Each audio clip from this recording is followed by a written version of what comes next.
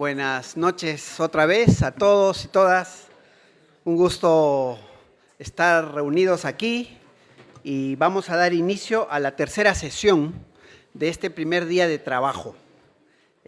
Como todo primer día, se abren los fuegos y en este contexto son importantes momentos como el que hemos tenido al inicio, de reflexiones centradas a través de conferencias magistrales. Luego se abrió la cancha en una mesa de debate y ahora recuperamos otra vez una mirada a través de una conferencia magistral, y para eso tenemos con nosotros la presencia de Mariana Heredia. Mariana es argentina, ella es socióloga de la Universidad de Buenos Aires, de la UBA. Es además doctora en Sociología por la Escuela de Altos Estudios en Ciencias Sociales de París y actualmente es investigadora del Consejo Nacional de Investigaciones Científicas y Técnicas de Argentina. Su último libro, publicado por Siglo XXI en Argentina, es El 99% contra el 1%. ¿Por qué la obsesión por los ricos nos sirve para combatir la desigualdad? Entonces, escuchamos a Mariana por unos 45 minutos. ¿Ahí estamos? Sí. Bueno, buenas noches a todos. Para mí es un honor poder visitar esta ciudad maravillosa y con esta inmejorable excusa que es conversar con gente inteligente sobre problemas comunes. Es un honor, además, poder compartir este espacio con profesores, investigadores que admiro y que seguramente cualquiera de los panelistas podría ocupar mi lugar. Espero poder recuperar algo de las charlas que tuvimos a lo largo del día de hoy y seguir participando de las reflexiones que van a tener lugar en estos días. En todo caso, hay algo de la dinámica de las ciencias sociales en América Latina que es realmente un tesoro. Ahí donde las reglas de juego internacional nos llevan a un trabajo más individualista. Creo que tenemos una persistencia en la región, en el trabajo colectivo, en el diálogo, en la pluralidad disciplinaria también. Valoro mucho, muy especialmente, que hoy compartamos este espacio, economistas, politólogos, antropólogos, sociólogos, congregados en torno a esta preocupación común, como es qué está pasando hoy con nuestras democracias.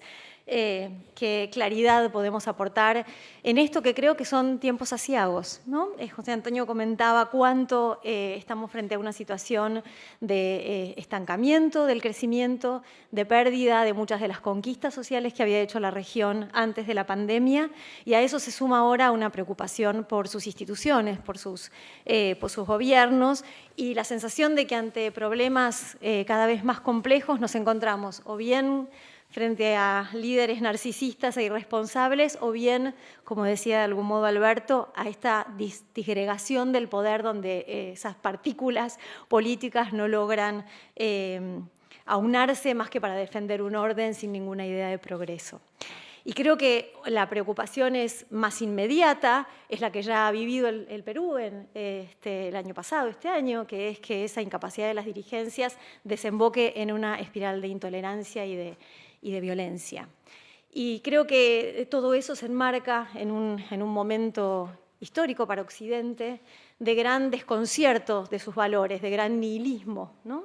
De algún modo los valores están en cuestión, parecen vacíos, y a la vez se reivindican de una manera melodramática y sectaria en el espacio público, dificultando espacios como este de intercambio, de diferencias y de construcción de ideas. Y creo que eso interpela particularmente a las ciencias sociales, que han sido históricamente espacios de acicate de la curiosidad intelectual, que han sido protagonistas de los diagnósticos y de las soluciones de su época, que eran reconocidas por los medios de comunicación como una voz autorizada para comprender las particularidades regionales, y que además lograban hacer eso que Wright Mills también sintetiza, que era su tarea, que era vincular la biografía y la historia, ¿no? La historia personal de cada uno de nosotros con esa historia de la humanidad de la que somos de algún modo protagonistas. Y lograba además algo que también ha sido muy característico de la región, que es convocar a las juventudes. Y creo que este momento es un momento donde muchas de estas cosas están en cuestión,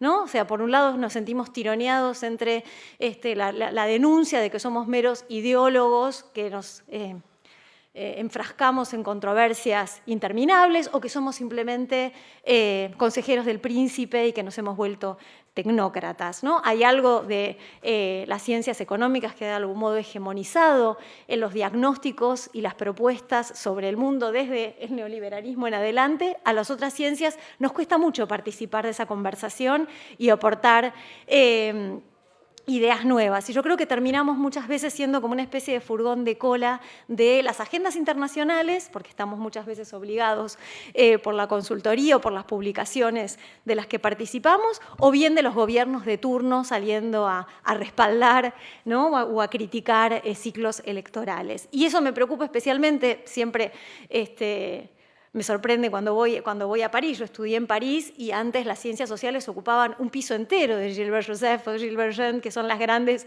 librerías del barrio latino, y cada vez que voy ocupan cada vez menos espacio hasta ocupar hoy una pobre mesa. ¿Y qué avanza? Avanza la autoayuda, avanzan los libros sobre religión, ¿no? Avanzan las crónicas periodísticas, otro tipo de literatura que parece interpelar mucho más a una audiencia que está ávida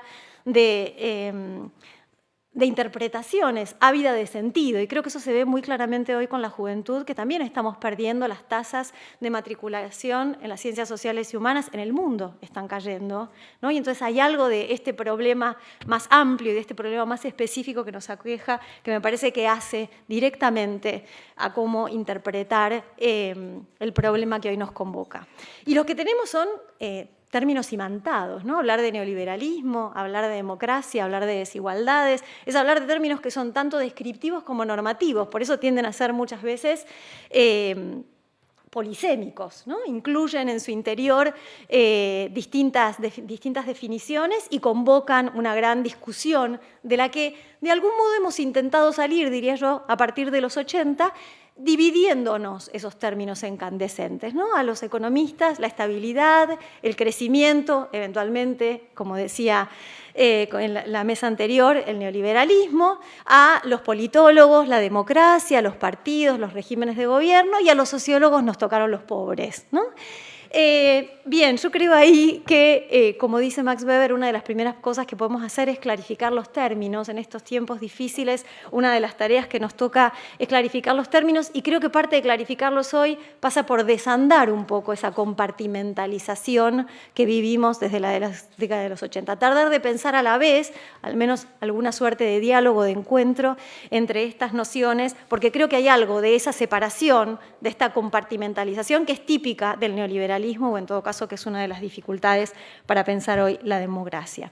Y por eso les propongo, digamos, tratar de arrancar, digamos, en un primer momento, por definirnos las palabras y las cosas, y no las palabras y sus épocas, puesto que estas palabras que hoy nos convocan han adquirido distintos sentidos a lo largo de las últimas décadas, ¿no? La década de los 80, tomada por la idea de transición democrática, pero de una transición que, como podemos ver, fue mucho más compleja y mucho más estructural que la mera refundación de las instituciones políticas. Luego la década de los 90, con una consolidación que se presentaba como una normalización económica, pero terminó siendo una revolución para nuestras sociedades que las modificó de manera sustantiva. Y luego la década que está terminando, la década larga que está terminando, que podríamos llamar bueno, el ciclo de las nuevas izquierdas latinoamericanas o de cierta revitalización militante que pareció inaugurar un nuevo ciclo, pero que no tiene un buen nombre, y en todo caso parte de esa es la pregunta que podemos hacernos: ¿cuánto estamos en una situación de post-neoliberalismo, de agotamiento del neoliberalismo, de nuevos o de desafíos parecidos? Disculpen, puse la imagen del presidente argentino de la época, Raúl Alfonsín, porque la democracia argentina fue la que de algún modo reflejó con más claridad las ilusiones que se plantearon en los 80 en la restitución de los regímenes democráticos de la región, y estuvieron esos regímenes acompañados, sobre todo en la Argentina, donde, digamos, tras la derrota de Malvinas y el colapso del gobierno de las juntas militares, la voluntad política apareció exaltada, ¿no? Como la gran promesa de refundar de la mejor manera esa sociedad, y con una definición muy amplia de democracia, ¿no? El candidato Alfonsín recitaba el preámbulo de la Constitución Nacional y prometía además que con la democracia se cura, se educa, ¿no? Se come, Entonces la democracia era un fin para que las mayorías obtuvieran mejores condiciones de vida, era también digamos, un medio para conseguirlo, un fin porque era la potestad de la ley y de la convivencia luego de los años del terror y de la represión, y era también una cultura, ¿no? Una cultura de la tolerancia, una cultura de la aceptación de valores más abiertos, contrarios a cierto conservadurismo autoritario que había caracterizado a la Argentina, pero también a América Latina en épocas precedentes. Esa gran promesa, ¿no? Esa gran ilusión que acompañó esos primeros años de democracia en la Argentina, pero también en otros países de América Latina, desembocó en un gran desencanto, ¿no? Y las hiperinflaciones fueron en muchos de esos países, en la Argentina en particular, pero también en Bolivia, en Brasil, en Perú, digamos, la expresión de la impotencia de que el régimen político se consolidara en una sociedad cuyo ordenamiento socioeconómico estaba en una crisis profunda, había entrado en una espiral de deuda de la cual difícilmente podía reponerse. Entonces llegamos a los 90, donde para algunos autores, y con cierta razón, se dio una consolidación democrática en la medida de que muchos países latinoamericanos no solo garantizaron la elección periódica de autoridades, ciertas libertades cívicas y políticas, sino también un orden que se planteó originariamente como una normalización, como una estabilización económica y que en realidad fue una transformación profunda, como un poco evocaban mis colegas antes, que refundó el orden, refundó el modo de inserción de América Latina en el comercio internacional, refundó la relación entre Estado y mercado y al hacerlo refundó la relación entre los grupos socioeconómicos, trajo aparejado una creciente desigualdad, digamos, bolsones intensos de pobreza y una desestabilización que llegó incluso hasta los estables, ¿no? Porque la característica de los 80 fue, no tanto en Perú, los 90, no tanto en Perú, pero sí en otras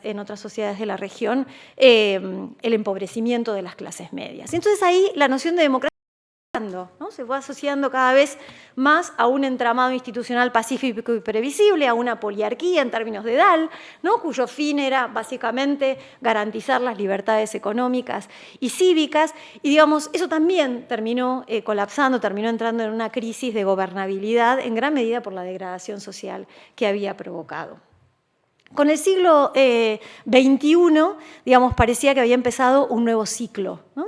En gran medida un ciclo caracterizado por movilizaciones y demandas de las mayorías que lograron en gran medida satisfacer su búsqueda de una distribución más equitativa de la riqueza, algo que fue posible en gran medida por el boom de los commodities, por un crecimiento fuerte de la región que permitió que se masificaran los planes sociales, que se mejoraran las condiciones de vida de las mayorías, como también contaba el doctor Ocampo más temprano. El tema es que gran parte de ese entramado económico e institucional del neoliberalismo, como decía Alberto Vergara, quedó de algún modo intacto, ¿no? Entonces, esa movilización pública y política fue eficaz en la medida en que duraron ciertos liderazgos y sobre todo en la medida en que duraron esos ciclos internacionales beneficiosos. Y también, como bien decía Ocampo hace un momento, a mediados de los 2010, digamos en el 2013, 2014, 2015, se empieza a ver un agotamiento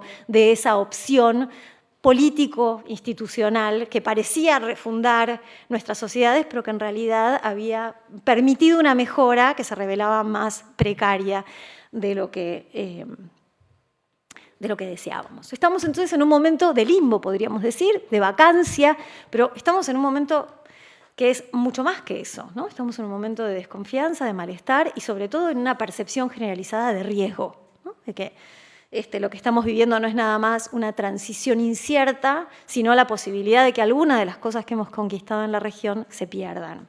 Y yo diría que, digamos, ahí hay un texto de Steven Levinsky que, inspirado en los distintos países del sur, está tratando de comprender el ascenso del autoritarismo en los Estados Unidos y piensa cómo mueren las democracias. Yo creo que en parte mueren según cómo viven, ¿no? Entonces, creo que parte del problema de nuestras democracias es que esta definición se fue cada vez más acotando la idea de poder a la idea de poder político, acotando la idea de poder político al poder de las dirigencias, acotando el poder de las dirigencias a la posibilidad de responder a movilizaciones organizaciones y encuestas, y eso desembocó en una forma cada vez más limitada e insatisfactoria de democracia. Entonces, si bien hoy no tenemos ciclos políticos claros, sí está bueno que nos preguntemos qué está en riesgo, desde cuándo está en riesgo y cuáles son los canales, los factores que están determinando que eso ocurra. Los indicios que suelen evocarse, traje algunos aquí, la POP, bueno, es la caída de la confianza de los latinoamericanos en las instituciones políticas. Yo no le creo mucho a estas cosas, pero bueno, son unos indicadores más que dan cuenta de cómo en las encuestas de opinión los latinoamericanos, que habían desarrollado cierto apego hacia la democracia, hoy cada vez menos creen en la democracia, el 59% en el primer cuadro, y cómo además los presidentes, que eran de todas las instituciones democráticas los que habían logrado tener mayor consenso, digamos, llegando a un 50%, fueron cayendo del mismo modo que la justicia, del mismo modo que los parlamentos, a menos de un tercio de confianza por parte de los latinoamericanos, ¿no? Hay algo de la ilusión, la confianza en las instituciones republicanas y en el régimen democrático, que si bien tiene disparidades importantes dentro de los distintos países de la región, hay que decirlo, se ha ido desgastando. Y lo que es preocupante, no traje esos datos, pero lo que es preocupante es que ese desgaste se ve sobre todo entre los más jóvenes, ¿no? Para quienes ya el temor de la violencia y del autoritarismo se volvió una entelequia un poco abstracta, ¿no? Ya no tiene, ¿no?, el desgarramiento, la pregnancia que tenía sobre generaciones más cercanas a esas experiencias dictatoriales. Y hay otros indicios más cualitativos, más históricos, ¿no? La dificultad de gobiernos para completar sus mandatos, como está ocurriendo en Perú, y la necesidad de sostenerse recurriendo a la violencia, la polarización y el cuestionamiento de los mecanismos de sucesión presidencial, como ocurrió en el caso de la competencia entre Bolsonaro y Lula en las últimas elecciones, y el hecho de que algunos de los manifestantes descrean del resultado de esas elecciones, y el surgimiento en América Latina, como en otros países del mundo, de una derecha radical pendenciera, digamos, irritada, ¿no?, que parece poner en cuestión no solamente muchos de las convenciones del intercambio democrático, sino también una forma de dirimir las diferencias que parece cada vez más violenta, más agresiva. Bien, la pregunta es entonces, si esa era la vocación un poco de este encuentro, ¿cuánto estas democracias están bajo asedio, diría yo, bajo la amenaza de estos nuevos actores extremos, de esta polarización difícil de resolver, o cuánto están carcomidas en sus entrañas?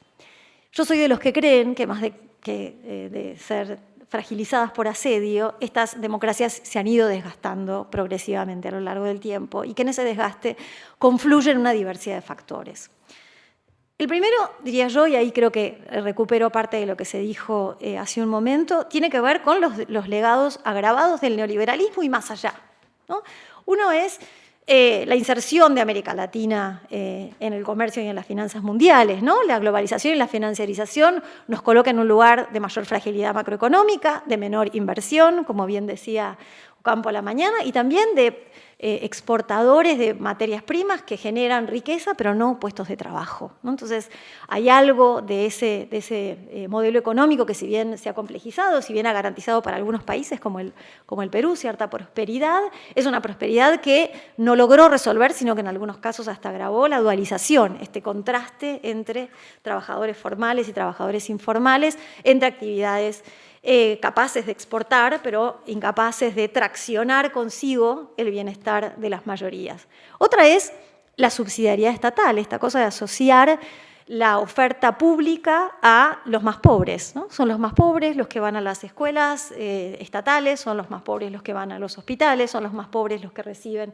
las transferencias de ingreso. Entonces eso, por un lado, degrada esos servicios, y por otro lado hace que una parte cada vez más grande de las clases medias, las clases altas, no quieran pagar impuestos, ¿no? Ahí hay algo de esa división salomónica que planteaba el neoliberalismo sobre la subsidiariedad como nuevo rol del Estado, que evidentemente también está siendo un vector de malestar en nuestras democracias. Otro tiene que ver con la desinstitucionalización, de la que se hablaba también, y estas grandes dificultades para garantizar la transmisión de los carismas, ¿no? Ha sido muy difícil la transmisión del carisma en el caso de la Bolivia de Evo, en el caso del el Brasil de Lula, en el caso de la Argentina de Cristina Fernández de Kirchner, en el caso de Chávez con Venezuela todavía más, ¿no? Hay algo de la dificultad de instaurar ciertos órdenes institucionales, generar ciertas legitimidades y después prolongarlas en el tiempo. Y eso tensiona no solamente a los poderes ejecutivos, sino también la relación con los otros poderes, ¿no? Hay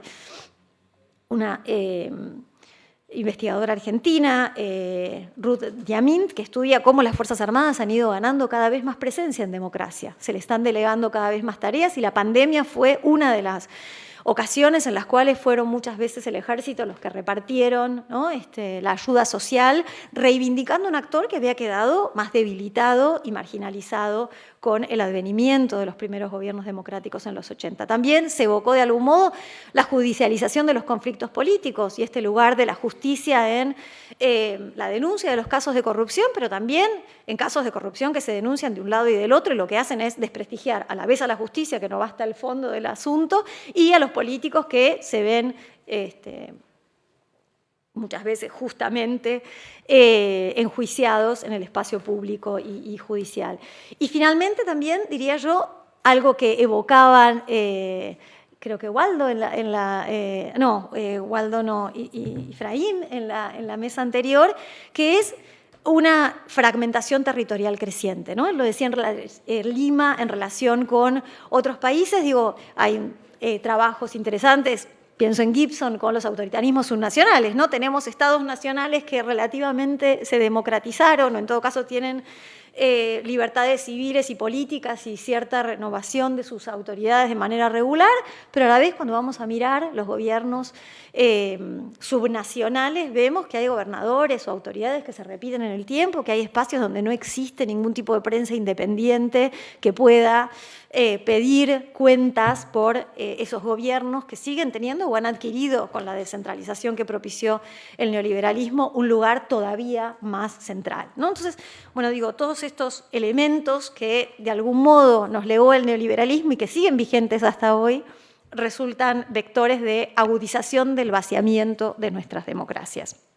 Yo diría que hay un vaciamiento más reciente, al que yo llamaría el vaciamiento por desilusión, ¿no? Que es que efectivamente América Latina en las primeras décadas, en los primeros años del siglo XXI, como decía Ocampo, mejoró en muchos de sus indicadores sociales, algunos, otros no tanto, pero en todo caso hizo ver que la dinámica política podía ser un instrumento para la mejora de las mayorías. Y eso se acompañó con un discurso muy fuerte, pienso sobre todo en la Argentina, en Brasil, en Venezuela, en algún punto en el Chile más reciente, de que el pueblo en la calle, ¿no? De que la politización, la movilización podía ser un instrumento de transformación, ¿no? De hecho, es algo que uno muchas veces en los congresos de los antropólogos, de los sociólogos, de los politólogos, hay como una confianza en la movilización, como si eso fuera un instrumento suficiente para la transformación.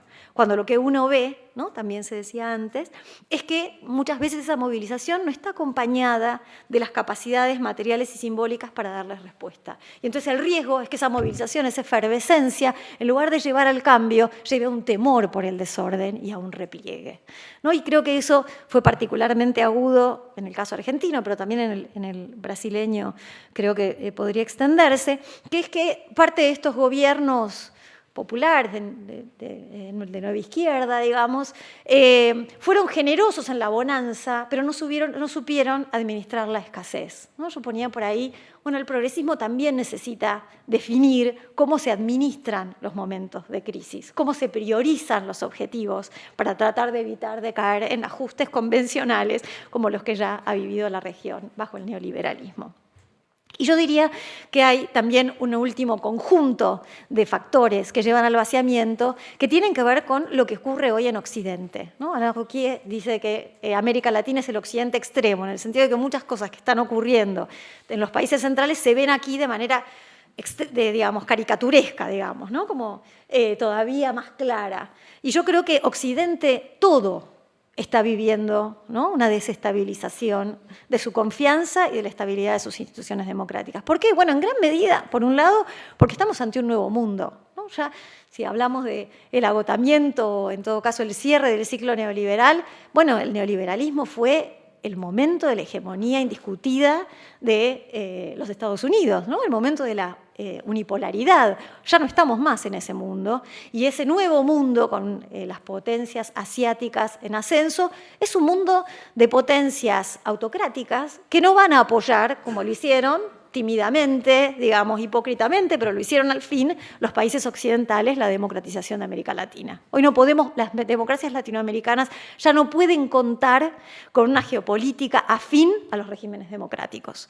La segunda cuestión es que estamos frente a una nueva dinámica política, mañana discutiremos sobre eso, nuevos conflictos por el reconocimiento, nuevas minorías, la politización de la intimidad que ha hecho que uno de los grandes vectores del crecimiento de las nuevas derechas sea cierta reacción contra el feminismo, contra las minorías, ¿no?, contra la liberalización de ciertas costumbres vinculadas a las identidades de género, ¿no? Ahí hay algo también que complica mucho a la democracia, que es cómo se gestiona esa diversidad de intereses, no solo adicionándola, como creo que trató de hacer la nueva izquierda, ¿no? Sumamos feminismo, sumamos ambientalismo, ¿no?, como si eso constituyera finalmente un programa de gobierno, cuando era una adición, no necesariamente una complementariedad. La tercera cuestión es que estamos frente a otra estructura social, ¿no?, una estructura social, digamos, donde la pobreza se revela persistente o creciente, como en el caso de Perú, donde las clases medias, emergentes o no emergentes, son un grupo social mucho más fragilizado, ¿no?, y donde hay un sentimiento de precariedad y de inseguridad generalizado que no tiene solo que ver con la violencia del narcotráfico, que legítimamente genera temor, sino también con una precariedad de la vida que atraviesa los vínculos personales, íntimos, y los vínculos laborales, ¿no? Entonces hay algo de esa inestabilidad que hace también más difícil la conformación y la representación de identidades políticas. Y por último, diría yo algo que no se mencionó todavía, pero me parece que es fundamental, que es que estamos frente a una nueva estructura simbólica. O sea, el periodismo está en crisis, la escuela está en crisis, digamos, las formas de representar lo social que acompañaban a la política y a la academia están en crisis, y las nuevas formas de representar la sociedad son en gran medida mediadas por las redes sociales, que tienen como característica los discursos más simplistas, acelerados, inciertos, ¿no? O sea, no se sabe bien qué es verdad, qué no es verdad. Digo, eso es algo que en el occidente todo me parece que nos está desestabilizando. Entonces, da la sensación, no solo en América Latina, de que sí, la política no puede reivindicar alguna suerte de narrativa superadora y alguna cierta eficacia para conseguir ese proyecto superador, se termina volviendo un espectáculo, ¿no? Un espectáculo. Y ese espectáculo ofrece, yo ponía ahí compensaciones simbólicas, entonces ahora puedo reírme del otro, ahora puedo insultarlo en las redes, ahora sí ganamos nosotros y los otros perdieron, pero no necesariamente puede ofrecer programas y soluciones, que además requieren de una paciencia, de una acumulación que este mundo acelerado y volátil no necesariamente propicia. Y para ir terminando ya, querría traer algunas reflexiones sobre cómo pensar la política y las desigualdades en el siglo XXI, intentando por lo menos dejar en suspenso esta distinción entre política, sociedad y economía de la que partíamos, ¿no? Me parece que muchas veces cuando pensamos la democracia seguimos pensando o focalizándonos o obsesionándonos en las élites, en las dirigencias, pensando que desde estos puestos de mando, desde la ocupación, ¿no?, del vértice de las grandes organizaciones, podemos tener una potestad de decidir a nivel nacional y que esas decisiones cuando se toman pueden ser explícitas y eficaces. Y me parece que estamos en un momento donde esos presupuestos, esas ideas un poco a la Wright Mills, ¿no?, de élite del poder, por lo menos para lo que es la élite política, están realmente más debilitadas, ¿no? Por un lado, digamos, hay que saber que la política es no solamente la capacidad de decidir, sino la capacidad de evitar de que se decida, ¿no? La posibilidad de que ciertos temas no se vuelvan de agenda, ¿no? Es notable cómo hablamos de accountability a la hora de pensar las dirigencias políticas y no hablamos de accountability a la hora de pensar muchas de las actividades empresariales o de otras instituciones que también componen la nación. Digamos, estamos muchas veces obsesionados por las presidencias y miramos menos a esos poderes informales, implícitos, que son a veces mucho más durables y mucho más eficaces a la hora de incidir en la toma o en la no toma de decisiones. También me parece que le prestamos poca atención, tal vez porque en el caso de Perú la eficacia tecnocrática fue mayor, pero en todo caso en distintos estudios sobre el Estado latinoamericano se revela que el énfasis suele ponerse en la toma de decisiones y mucho menos en la eficacia de adoptar y llevar a cabo esas decisiones para que tengan resultados concretos, ¿no? Están las leyes, pero después no están los presupuestos, no están los elencos técnicos, no está el monitoreo, no está el ajuste en el terreno para mejorarlo. Y finalmente, porque creo que hoy, en este mundo de individuos empoderados, es más difícil ejercer la autoridad.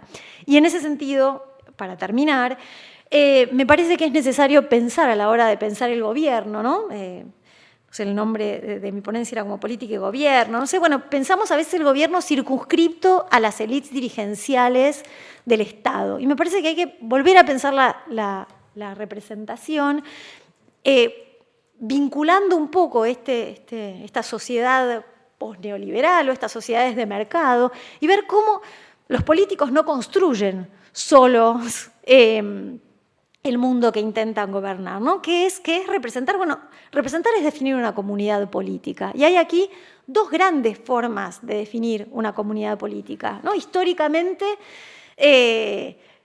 nuestros héroes, nuestros dirigentes las definieron como una comunidad política nacional, como un conjunto, como el pueblo, ¿no? como un conjunto de sectores movilizados en pos de ciertas causas. El neoliberalismo y cada vez más los discursos predominantes, la idea de que somos una comunidad de individuos, ¿no? Donde la agregación es la sumatoria de individuos, ¿no? Y donde cada uno tiene que avanzar según su mérito y su preferencia, pero en todo caso dificultando mucho la agregación de intereses. Representar es también nombrar representantes, es designar a aquellos que de algún modo corporizan, ¿no? En su individualidad al colectivo, ¿no? Bueno, ahí estaban todas las dirigencias sociales, los dirigentes gremiales como representantes de los trabajadores, la Iglesia como representante de la moral de la nación, el presidente como también el representante de cada uno de nuestros países. Bueno, el neoliberalismo trajo otro tipo de representantes, más neutros, más fríos, como son, digamos, estos dirigentes del Banco Central, de los que hablaban en la mesa central, estos tecnócratas, digamos, que proponen recetas un poco estandarizadas y no necesariamente refrendadas por el apoyo de ningún grupo local específico. Y finalmente, y esto es, creo, lo más importante, representar es plantear un mecanismo de coordinación social, de coordinación, de construcción del poder, ¿no? Lo que va a decir Michael Mann en su trabajo, digamos, monumental sobre el poder, es que se pueden definir al menos dos grandes formas de poder, ¿no? Una que tiene que ver con la jerarquía, con la autoridad, con un mandato. Me eligieron bajo ciertas reglas para que tome determinadas decisiones y se me obedezca en tal y cual cosa. Digamos, ese mandato está vinculado a las instituciones más tradicionales, sin duda a la política, pero también al rol de los profesionales, ¿no? El médico, el docente, el padre, familia. Y hay, va a decir Michael Mann, otra forma de ejercer el poder, más dispersa, más incitativa, ¿no? Aquí, digamos, un poco, uno puede leer la inspiración de Foucault en la biopolítica, ¿no? Menos planteada como una jerarquía que como, ¿no? Una incitación que lleva, bueno, nosotros obedecemos muchísimo al mercado en nuestra vida cotidiana, ¿no? Obedecemos muchísimo a las publicidades en nuestras formas de construcción de nuestra subjetividad y estamos cada vez más renuentes a obedecer a un dirigente que plantea o reclama como, digamos, se hacía en el pasado, ciertas formas de autoridad y de jerarquía. En todo caso, me parece que no le tenemos que tener miedo a la incertidumbre y al descontento. Esos son elementos constitutivos de la democracia. Me parece que también hay que estar muy atentos al hecho de que muchas de esas expresiones extremas son populares, ¿no? Traccionaron el apego no solo de los jóvenes, sino de las mayorías populares. Entonces, algo está pasando ahí y hay que poder entenderlo sin diabolizarlo, porque me parece que desde las ciencias sociales, pero también desde el discurso político, diabolizar a los extremistas es simplificar al problema, ¿no? Y dejar de hacer el trabajo que nos toca, que es, por un lado, al que los invitaba, de mirar las particularidades regionales en las coordenadas globales, pero a la vez entender que lo que está en cuestión, más allá de la polarización de ciertas fracciones, es que ese conflicto corre el riesgo de desmadrarse, ¿no? De perder, de dejar, de dañar a esa infraestructura de la convivencia que de algún modo le pone bordes. Esa infraestructura de la convivencia no está solo compuesta por las direcciones electorales, es también la prensa, es también la justicia, es también el debate político civilizado, son también las ciencias sociales pluralistas a las que les cuesta a veces mucho ponerse a conversar y tratar por lo menos de ponernos de acuerdo sobre en qué estamos en desacuerdo, ¿no? Y creo que tal vez este momento de incertidumbre, de descontento y sin duda espacios como este, el IEP, muchas gracias de nuevo por la invitación, son tesoros que vale la pena aprovechar. Muchas gracias.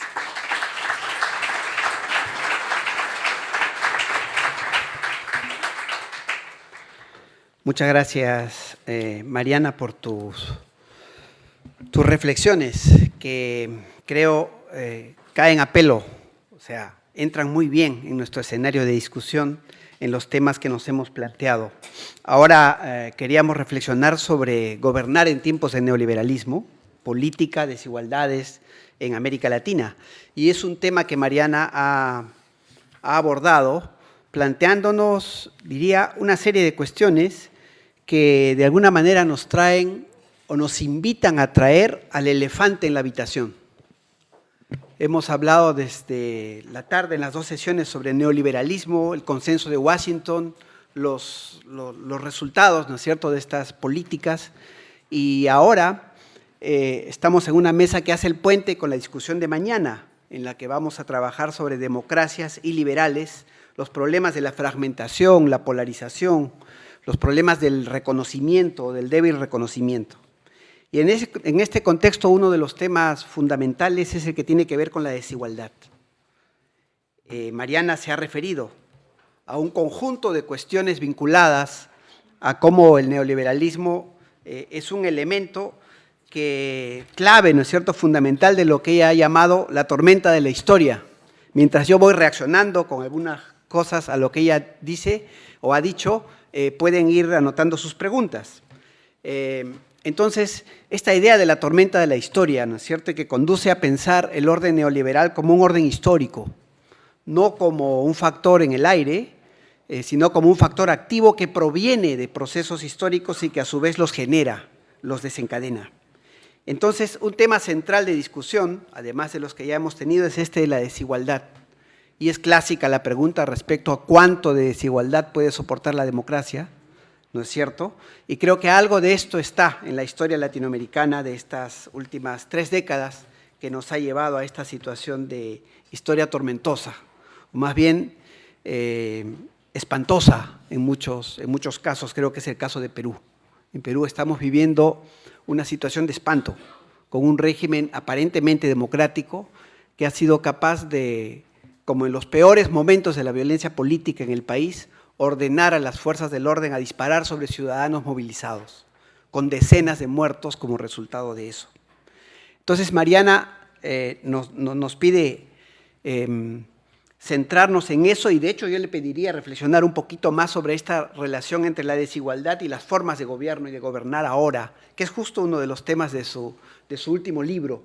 ¿Y qué tiene que ver este dilema de cómo gobernar en relación a los problemas de la desigualdad, entendidos no solamente como los problemas de desigualdad económica, sino como esa trama compleja de diferencias convertidas en desigualdades, de desigualdades de distinto tipo, y de exclusiones, ¿no es cierto?, amarradas, que configuran tramas de desigualdad compleja que en América Latina eran previas al neoliberalismo y que luego tienen otro desarrollo en el contexto del orden neoliberal. El otro elemento al cual ella nos ha llamado a pensar tiene que ver con las ciencias sociales y su crisis. La propia crisis de las disciplinas sociales ha hablado de la compartimentalización. Este es un viejo dilema también en las ciencias sociales entre especialización y la necesidad de tener miradas más generales, ¿no es cierto?, referidas a la totalidad de la vida social. Y claro, el hecho es que las ciencias sociales definitivamente enfrentan una situación difícil en distintos lugares y de hecho necesitamos clarificar los términos, pero probablemente ir más allá, ir al origen de las propias disciplinas sociales, que como sabemos, y recordaba ahora que ya son 3 décadas de la Comisión Gulbenkian, que tenía un diagnóstico que anotaba varias de las cosas que tú has mencionado. Entre las cosas que la Comisión decía, cae también a pelo en relación a nuestra discusión sobre el neoliberalismo, mencionaban, por ejemplo, que habían muchos asuntos de debate que provenían de la discusión del orden filosófico que se estableció antes de la propia institucionalización de las ciencias sociales, y que uno de los dilemas era que los filósofos eran, sin ningún problema con los filósofos, grandes activadores de generalidades, o sea, de decir discursos sobre generalidades frente a los cuales las ciencias sociales se plantearon como especialistas en especificidades. Y había un problema que tiene que ver con el entronque entre los grandes temas de la filosofía, las grandes preguntas de la filosofía y los temas específicos de las ciencias sociales. El neoliberalismo es un orden ideológico, como efectivamente se dijo en la tarde. El neoliberalismo y el consenso de Washington, al cual ha habido muchas referencias, entendidas como un conjunto de normas, más en términos de normas para aplicar, ¿no es cierto?, a los cuales los estados y regímenes en su manejo económico y de cuestiones políticas y sociales tenían que someterse.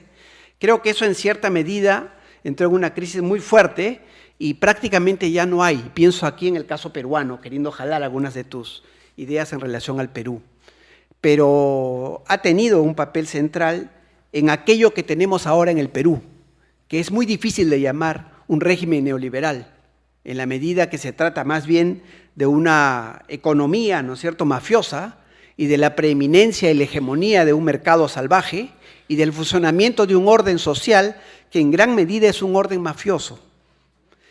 Esto conduce a pensar en aquellas zonas oscuras, ¿no es cierto?, zonas marrones, no solamente de la economía, sino las propias zonas oscuras de la convivencia social y de la reproducción del orden social.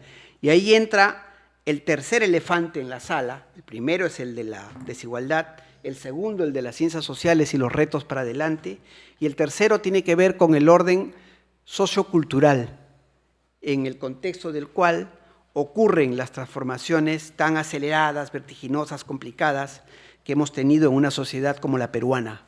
En el Perú el orden neoliberal, en lo que tuvo de sistema neoliberal, se impuso sobre la base de una década terrible de destrucción en medio de un contexto de violencia. Fue utilizado por el régimen de Fujimori para legitimar su régimen dictatorial y se benefició de esa legitimación que la situación previa de crisis económica y de violencia política tenía en el Perú, y entramos así a esta situación que ha terminado en lo que ahora vemos, esta crisis desbocada, esta crisis que desde el 2016 vemos claramente desbocada en el país. Una hipótesis o pregunta que yo me hacía al respecto tenía que ver con, en realidad, cuánto de deterioro político y social ya había antes del 2016, de modo que más bien la estructura tanto política como el régimen social del Perú no fue capaz de soportar la simultaneidad de varias crisis a partir del 2016, una crisis económica, política, de integración o articulación social, y el impacto terrible de la pandemia, que reveló además toda la burbuja, ¿no es cierto?, de desarrollo creada por el orden neoliberal. Me parece que más bien la inexistencia de un sistema institucional y político capaz de resistir ese vendaval de crisis, de varias crisis simultáneas y entrecruzadas que tuvimos desde el 2016, ha terminado empeorando la situación y llevando al país a una situación en la cual vemos estallidos. Hemos tenido en el Perú en los últimos años no uno, sino dos estallidos sociales, el del año 2022 y el del 2022-2023 y el del 2000.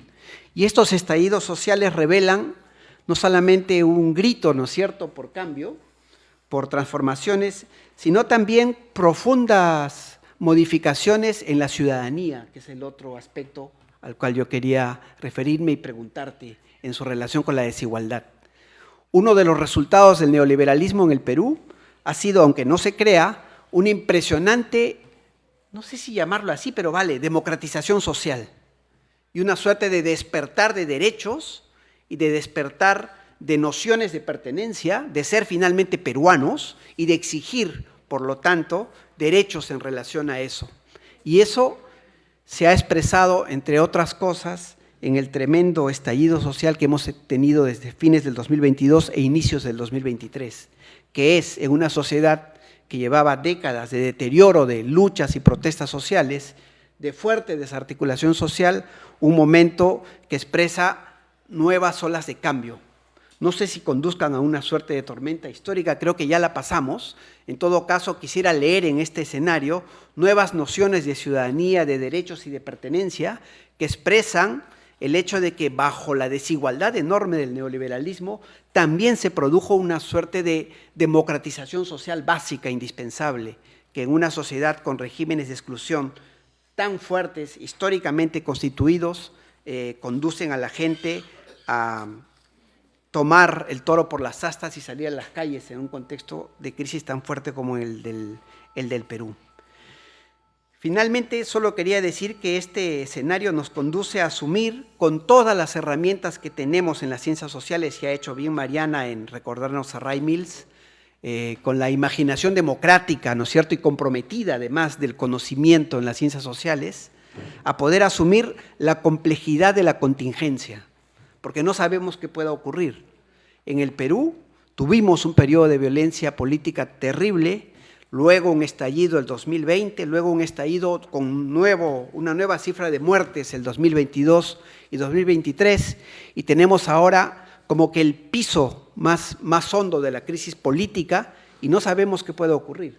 Creo que cualquier cosa puede ocurrir y en gran medida no hace falta sino un detonante que pueda generar otro momento de crisis y estallido en el Perú. Además del hecho de que la transición hacia otro gobierno se puede resolver de cualquier forma, ¿no es cierto?, en las próximas elecciones.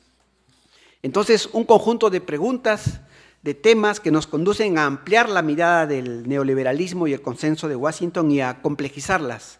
José Antonio Ocampo nos recordaba, por ejemplo, que era necesario no solamente exportar cobre, sino agregarle valor y exportar productos de cobre. Pero en el Perú, José Antonio, ni siquiera exportamos cobre. Buena parte de la sierra del Perú lo que hace ahora es exportar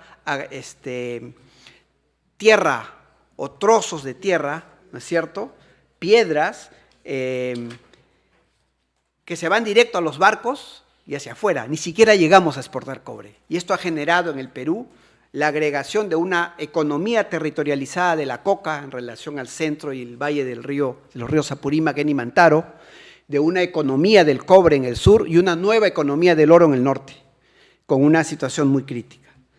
En este contexto, de hecho, necesitamos ciencias sociales, como nos recordaba Mariana, que logren recuperar su imaginación crítica y poder formular preguntas adecuadas para la contingencia, más que seguramente respuestas definidas, ¿no?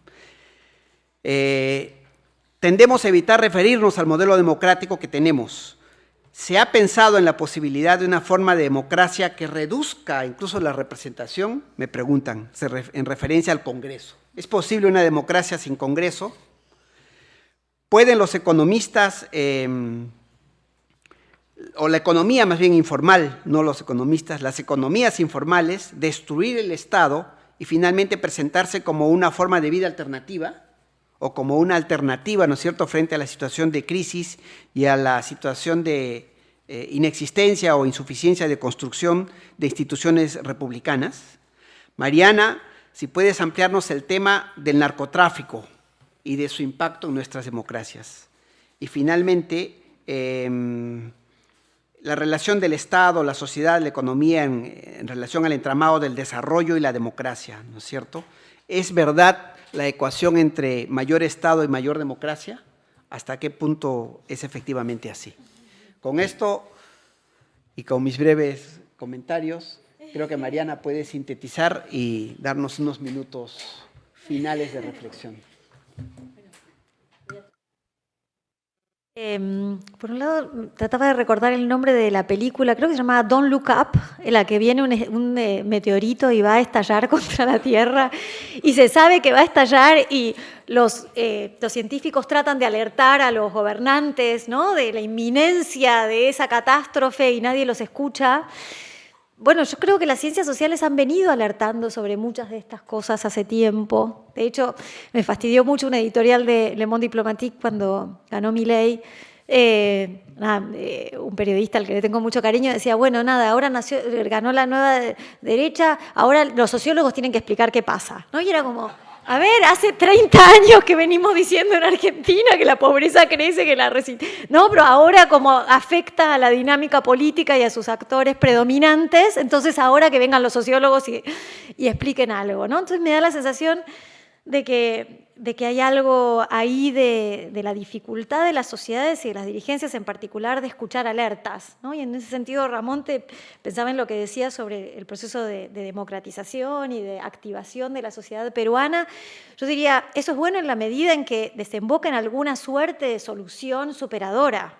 La politización, la democratización puede llevar a la frustración, a la violencia si no es bien canalizada, ¿no? Me parece que es en parte lo que estamos viviendo.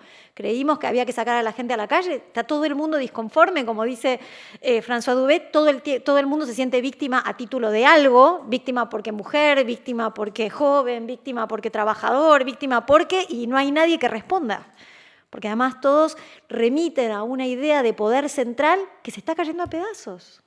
Se está cayendo a pedazos, ¿no? Uno critica a las casas de gobierno y del otro lado hay como un conjunto de actores con disputas infinitesimales, ¿no? Entonces, me parece que hay algo ahí de nuestra responsabilidad y del trabajo de construir otros horizontes y de subrayar que todos los ciclos políticos, económicos tienen una historicidad y hay alternativas que se abren y hay otras posibilidades que es una tarea importante en este momento y que supone congregar, ¿no? Una de las preguntas era sobre la representación en el Congreso. Bueno, me parece que hay algo de que los congresos sean una especie de patchwork de representantes regionales y que hayan dejado de existir los partidos que de algún modo hacían de esos fragmentos alguna suerte de proyecto transversal, que es parte del problema, ¿no? Y que lleva a que entonces no pueda haber coaliciones que se sostengan en el gobierno y que se negocien prebendas cada vez más pequeñas sin ningún proyecto aglutinador de futuro. Y en ese sentido el neoliberalismo fue un proyecto aglutinador de futuro. Me recordaba al escucharte un trabajo precioso de Albert Hirschman que reconstruye el pensamiento económico en sus orígenes y plantea cómo para Adam Smith la virtud de la economía de mercado era el dulce comercio, o sea, la pensaba en contraposición a la violencia de las guerras que habían atravesado Europa. Entonces, la integración que propone el mercado puede ser vista como una incitación al intercambio pacífico o puede ser vista, como después vino la teoría crítica a subrayarlo, como una competencia y una lucha de todos contra todos.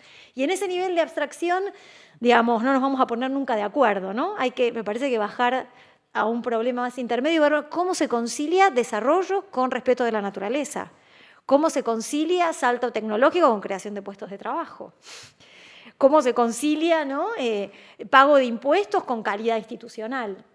Y en ese sentido, me parece que la cuestión de la informalidad en América Latina y el narcotráfico es fundamental, ¿no? Hay una tradición latinoamericana fuerte que ha tendido a contraponer sector informal y formal, heterogeneidad estructural, y que a partir de grandes estadísticas separa, ¿no? Como Moisés, dos mundos completamente, digamos, diferentes. Y en realidad cuando uno va al terreno y hace estudios cualitativos, eso también hacemos los cientistas sociales, uno se da cuenta de que las divisiones son mucho más problemáticas, ¿no? Que la gente trabaja un poco en el sector formal, un poco en el sector informal, que una misma empresa tiene algunos trabajadores registrados y otros no. Entonces, ¿cómo los estados pueden incitar la formalización? Incitar el registro, porque la informalidad también es no registro, también es elusión de la ley, no es nada más pobreza, ¿no? La informalidad también es hoy una de las principales fuentes de riqueza de América Latina, que es el narcotráfico, ¿no?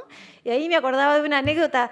Yo viajé a Bolivia hace mucho tiempo, cuando estaban el gobierno norteamericano interviniendo para erradicar los cultivos de coca.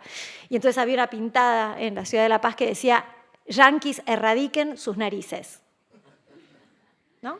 Entonces ahí también hay algo de cómo reconstruimos el vínculo norte-sur, y es por qué toda la sangre del narcotráfico está en América Latina y todas las partusas, ¿no?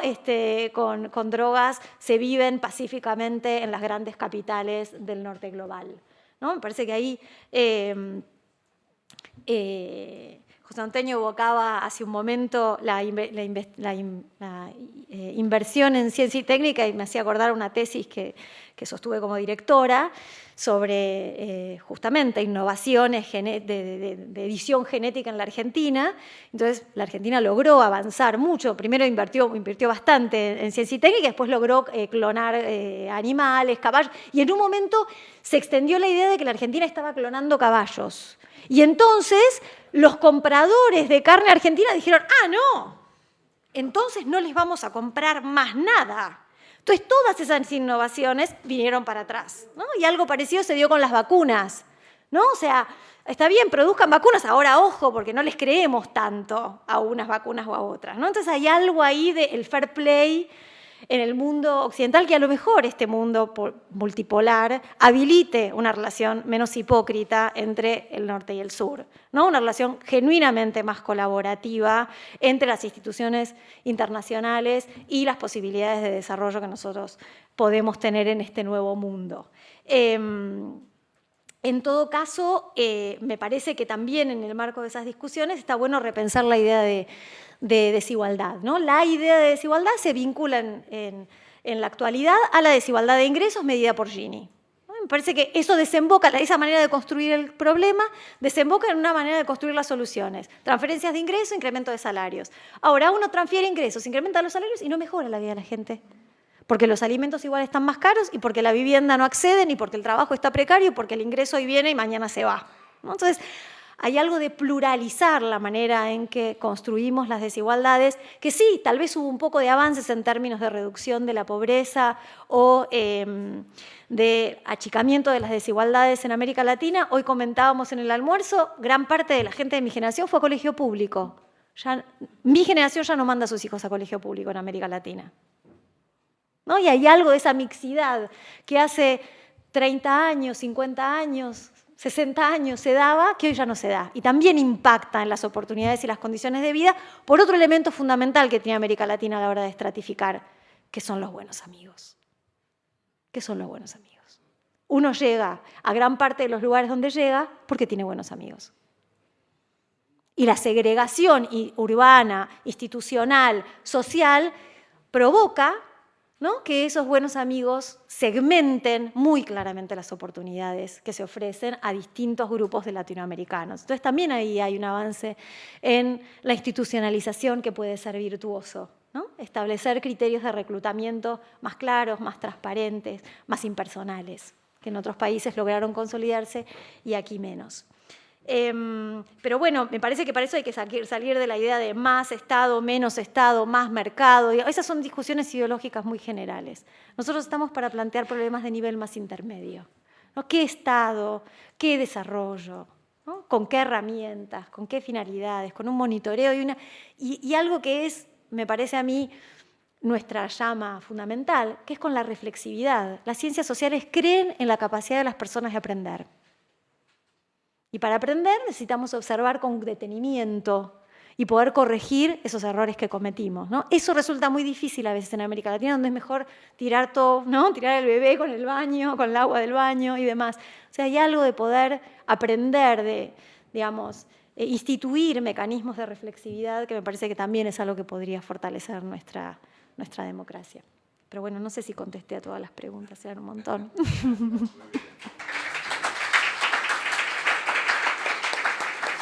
Gracias. Muchas gracias. Mariana, entonces estamos cerrando así nuestra primera jornada de nuestro seminario Democracias bajo asedio.